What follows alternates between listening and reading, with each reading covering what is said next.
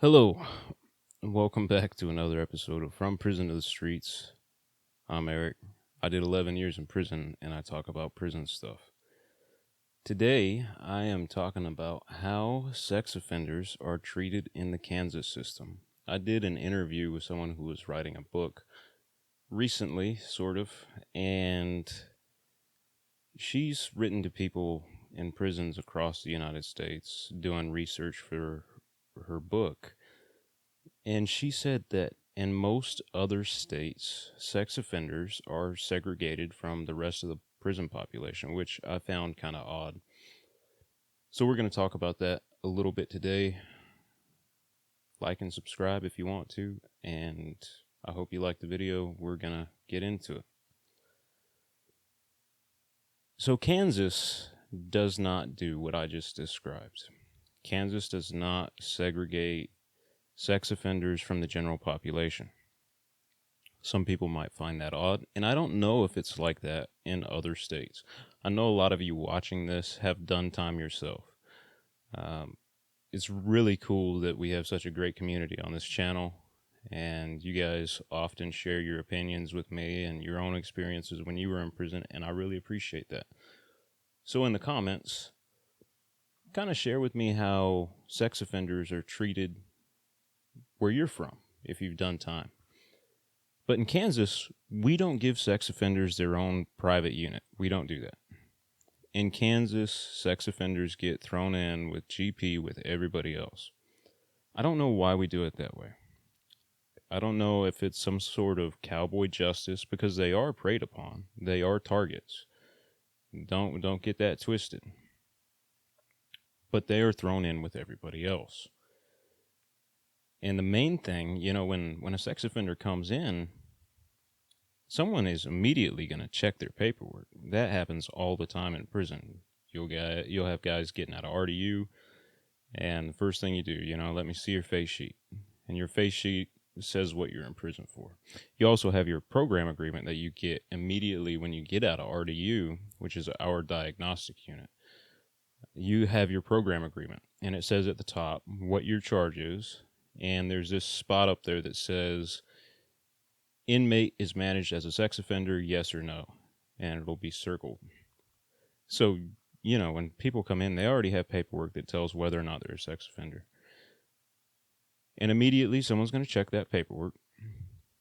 And if somebody has a bad case, they're going to get a list. Someone's going to try to extort them, or someone's going to try to beat them up or hit them in the head with something, maybe stab them. It kind of depends on how bad the case is and what prison they're in.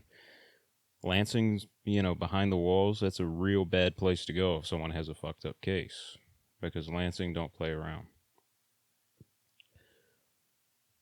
There's also another difference in Kansas from a lot of other states. I hear California is really violent when it comes to stuff like that, and Kansas can be. But Kansas is about money. We're all about the hustle. So if a guy comes in with a messed up case and we think that we can extort him, we will, typically. Well, I say we, but I wasn't really into the extortion thing. I got 13 years for kidnapping and shooting a guy that I believe to be a pedophile. So that kind of, Anyway, so we're all about that hustle. When a guy comes in with a messed up case, first thing we say to ourselves is, okay, we're going to make money off this guy. We're not going to try to take him off the yard. We're going to try to keep him around as long as possible, as long as we can get a check off that dude, as long as we can make money off of him. You pay me X amount of dollars per week. You get these items for me at store every week or every month or whatever. And then they do that. And in return, they don't get beat up. They don't get taken off the yard. Now, in all honesty, that's a facade. Just because someone's being extorted or paying someone else for protection doesn't mean another inmate's not going to come along and crack their head. And usually guys that will pay, will pay rent, and that's what we call extortion in Kansas. Like, oh, that dude's paying rent. That means that he's paying someone not to beat him up, or he's paying protection. But usually, if a guy's paying rent, he's not going to last very long because he doesn't have a spine. He's probably going to check in. He's going to go into PC eventually. The thing is, in Kansas, if a sex offender is going to make it for very long in GP, he needs to have a spine. You know, he needs to be able to fight and be willing to fight. You know, he might not even have to know how to fight as long as he's willing to fight because, like I said, we're all about that money. So if a guy sees someone and tries to push up on him and that guy's going to put up a fight, well, you're probably going to go look for an easier target. Probably going to go look for a target that's not going to land you in the hole. Now, that doesn't mean that sex offenders don't get beat up, because they do. I've seen guys get taken off the yard just because they had a sex case. There were times when the Ossetrues in El Dorado decided, hey, we're going to take all these sex offenders off the yard. And they just started beating up sex offenders. You know, didn't matter if the case was real bad or not. They were just taking sex offenders off the yard. And I say real bad because not all sex cases are the same. You might have a guy who had a girlfriend who was a couple years younger than him, and he got a statutory rape case. You know, and if the chick's a year, 2 years younger than him, and he's a teenager when he does it, most of the time guys in prison aren't really going to trip on that too much.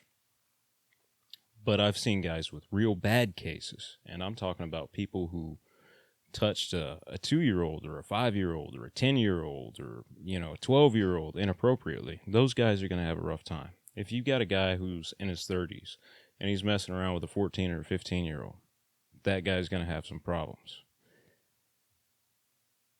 But yeah, this is just a short video. I wanted to talk about how Kansas deals with sex offenders. We put them in GP, and sometimes they sink, sometimes they swim. It kind of depends on whether they have a spine and they're willing to fight. And a lot of them do get beat up. A lot of them get their heads cracked. Some of them get stabbed. I mean, it's just the nature of the beast, you know. I don't know. I don't know why they do it that way in Kansas, but it's how they do it. But I'm Eric. This has been another episode of From Prison to the Streets. Be sure to let me know how they handle it in your state. I'm interested in hearing about it. Thank you guys for watching. I'll catch you all later. Break these chains.